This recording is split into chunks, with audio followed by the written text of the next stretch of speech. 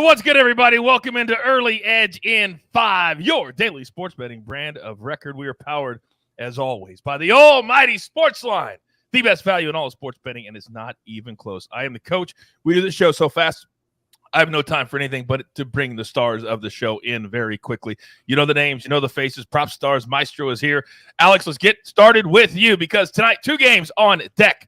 Celtics-Bucks going back to Boston. And then the late game tonight, Memphis hosting the Warriors, trying to avoid the closeout game there. So let's start with the Celtics. What's your storyline today, sir? Yeah, Al Horford had a monster game 4, coach. He led the Celtics with 30 points, 8 rebounds, 5 triples, 3 assists in the Celtics game 4 victory. According to ESPN stats and info, Horford has appeared in 131 playoff games before recording his first 30-point performance, which is 41 more than the other player in NBA history. Horford was quoted as saying, "I don't know what Giannis said to me, but the way he was looking at me and the way he was going about it didn't sit well with me." At that point, I think something switched with me in the game. Horford is 35 years young. He's playing some of the best basketball of his career. Robert Williams is also listed as questionable tonight after missing game 4. And if he sits again, the Celtics will need another big performance out of their 15-year veteran. And rumor has it, and I don't know if this is accurate, but I heard this, that when Giannis was staring at Al Horford, he said, just like PropStarz says on the Early Edge, I want all the smoke, and I want it now.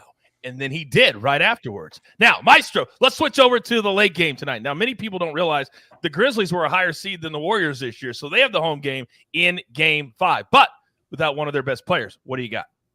One thing interesting that happened in Game 4 was Taylor Jenkins benched Xavier Tillman and put in Steven Adams, who a lot of people were clamoring for. This guy started 75 games. We all know how tough he is, what a good rebounder he is, and he responded. He had a huge game. He had 10 points, 15 boards, 3 assists, a steal, and a block, and he was plus 13 in a game that his team lost by 3. You could make a case he should have been on the floor for more minutes. So his prop numbers tonight are getting my attention. 6.5 points, 9.5 rebounds. If he starts and he plays 30 minutes and they get that big, strong defensive effort again at home, those numbers are looking pretty low.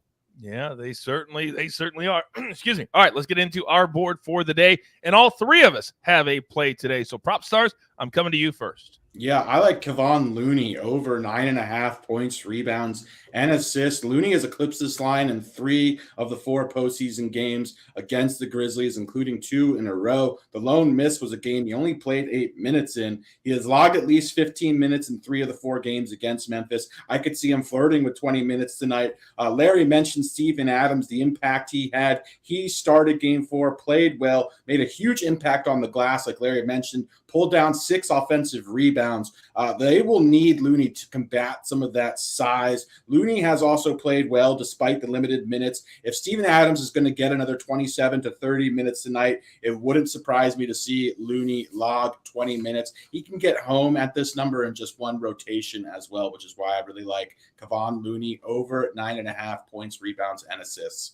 Boom, lock it in. I'm going to go with the over in the Bucks and the Celtics game, over 213. Now, last game, only 95 points at halftime. Second half, they went bananas, 129 points in the second half. And I think both teams figured out how they can score against the other team much, much easier, speed up the pace. With that being said, tonight, I think they sailed to the over 213. They went 224 in their last game. I think they backed that up again tonight. Maestro, bring us home.